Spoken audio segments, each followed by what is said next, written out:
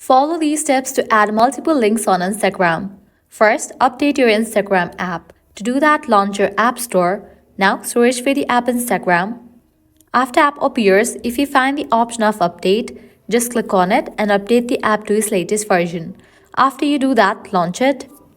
Now, navigate to your profile page. Once you're over here, click on the option Edit Profile.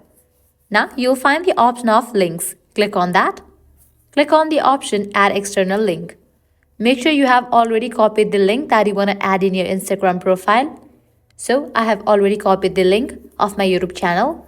You can paste that URL, then click on Done.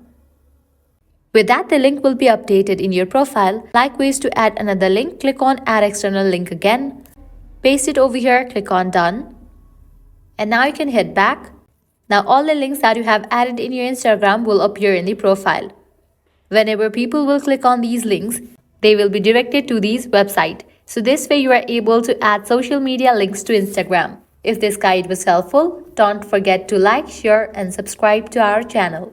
Thanks for watching.